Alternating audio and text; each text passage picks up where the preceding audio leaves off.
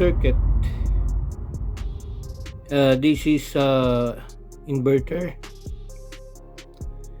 NAND gate using 4049 IC.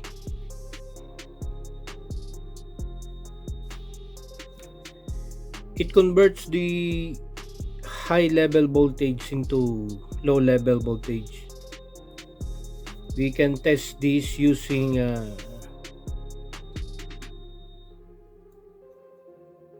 power bank, 5 volts.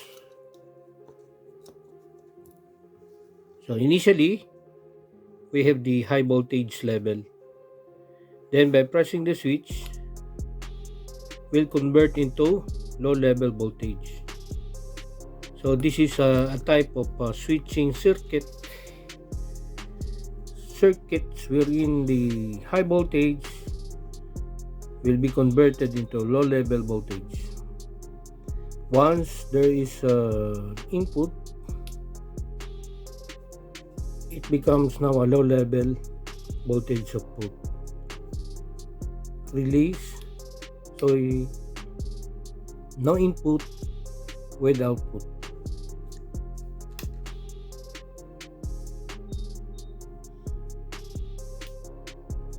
So the green LED here is in input LED.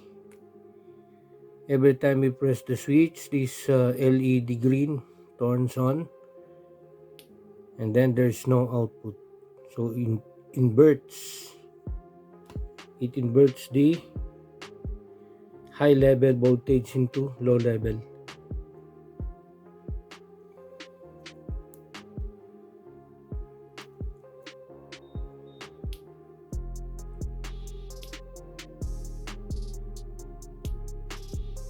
Release, press, release, press, release.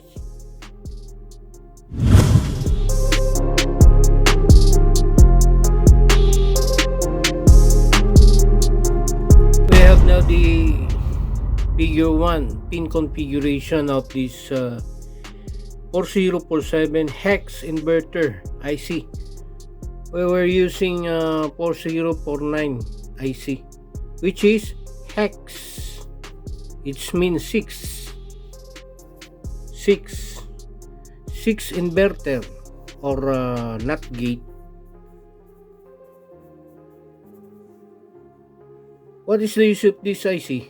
It is used for switching from low to high, high to low, or in our case, since this is NOT gate, from high to low. So this is the pin configuration. Pin 1 is VDD. Why is it VDD? Voltage drain.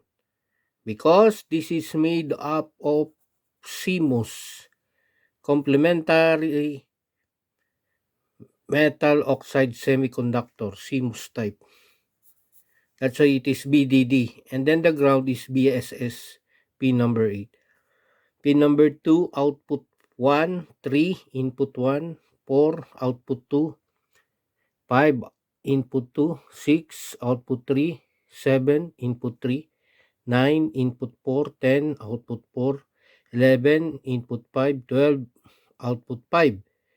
Then 13, no connection. And then 14, input 6, 15, output 6. So you can see here, it's only with input and output. So that's why we have this symbol for NOT gate. So it is this, what is the use of this IC? Or why is it that we have this kind of symbol? It's used when you are designing a circuit, usually a digital circuit. Because in a digital circuit, it is in the form of binary from 0 to 1 or from low and high. That is digital circuit in electronics. So the symbol is a triangle with bubble. Bubble means inverted, or the complement. A is the input, Y is the output. Representation of input is A, input, Y, output, out. So here pin number 3 is the input, pin number 2 is the output. So when there is, what is 0 in digital or in our circuit? 0 is referring to ground or 0 volts, and 1 is 5 volts. Okay, so when our input is 0, it means it is 0 volts. It inverts, complement, or the reverse, or the opposite of 0 is 1. It becomes 1, inverted. Just like in the case, we're using a truth table to verify the input and output. So when A input is 0 or ground, or we don't have a signal here, or we don't press a switch, there is an output 1, which is 5 volts. So the output here is 5 volts. And then when we have an input 1, will be converted into 0, inverted from 1 to 0, 0 to 1, because it is inverter. We can see that in our next circuit. So here in our circuit, this is now our unit. This is the 4047, the same symbol used. And then we're using 5 volts, VDD, because we are using a CMOS. And then the switch, 1, 2, switch 1 connected to pin number 3, the input. The out is 2, the Y, A, input. And then what is the use of this LED? Green with a series resistor.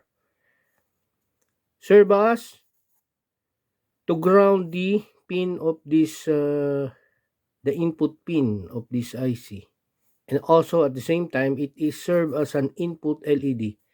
Whenever we press the button, it turns on the LED because the current flows from 5 volts to the resistor, then to the LED, then to the ground.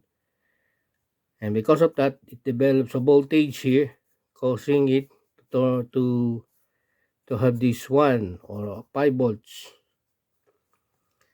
a logic 1, and then converted into 0. If we press the switch, so whenever we press the switch, it will turn off this LED. So initially, when we have an input of 0, it means this gate, which is a NOT gate, is only grounded. It is grounded. We don't have any input. That's why we have this truth table. When A is 0, it is only grounded. We don't press the switch. We don't have any signal here or current, causing it to invert. Since because of it is inverter, it will invert the signal into 1 or high. You can say that high. 5 volts is high. 5 volts is high. Low is 0 volts high. So it will turn on this LED. So initially, without pressing the switch 0, we have an output 1 or high. Current flows out from pin 2 out. So there is current here. That's why this LED turns on initially. When we press the switch, repairing here, we have now one input, or we're having a 5 volts here because we're injecting current here. We have now the 5 volts here. 1, logic 1, and then converted into 0 because it is inverter. 0, it means now the pin number 2 is almost grounded. So there's no current here. The current must flow here inside the NOT gate. Because of that, LED turns off. So whenever we press the switch 1, we will turn off the output, becomes 0 volts. Turn off when press the switch, release, turns on. So initially it is on, and then we press the switch, it is off. How this logic gates representation by this symbol, you can you can see this symbol in any digital circuit design in electronics to simplify the, because we're only using 1 0, only in binary 1 0, on, off, or high, low. So here we're just converting the this is low, initially low level voltage into high without pressing the switch. Once we press it, becomes high, and then this one becomes low, current flows inside.